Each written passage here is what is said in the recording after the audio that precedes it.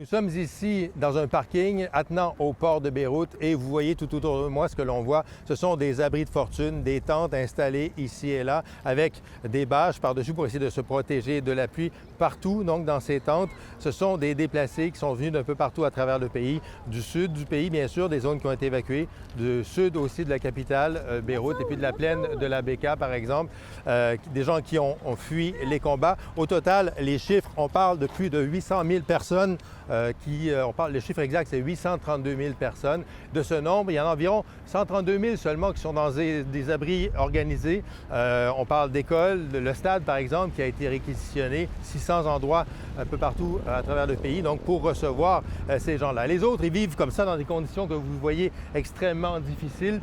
Avec un accès difficile à la nourriture, pas évidemment de sanitaire. Il y a une seule toilette, par exemple, dans ce parking pour tous ces gens. Ils sont plusieurs centaines à se partager donc ces installations-là. Vous imaginez les conditions extrêmement difficiles. Alors, tout le monde ici espère une plus grande implication de la part de la communauté internationale pour essayer de distribuer des vivres, organiser un petit peu tout ça. Vous savez, le chiffre 800 000, ça ne veut pas dire grand-chose si on ne le met pas en relation avec la population du Liban, qui est environ un peu moins de 6 millions de personnes. Donc, ça veut dire que presque 15 de la population du Liban est actuellement déplacée.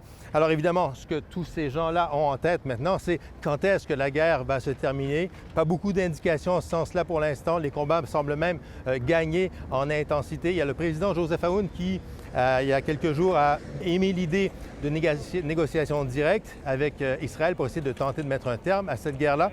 Le président français Emmanuel Macron a pris la balle au bon, proposé de tenir un sommet de la paix, des négociations de paix qui pourraient se tenir à Paris, pourraient aussi se tenir à Chypre. Les modalités de telles négociations restent encore à définir.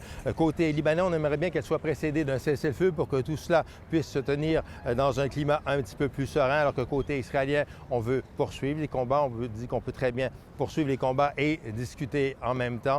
Une chose est certaine, pour les gens qui sont réunis ici, comme un peu partout à travers le Liban, loin de leur maison, ces négociations sont attendues avec beaucoup d'impatience.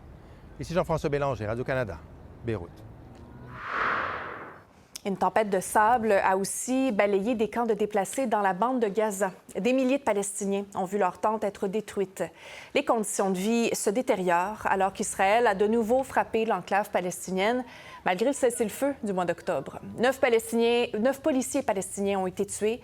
Israël a aussi annoncé la réouverture partielle mercredi du point de passage de Rafah.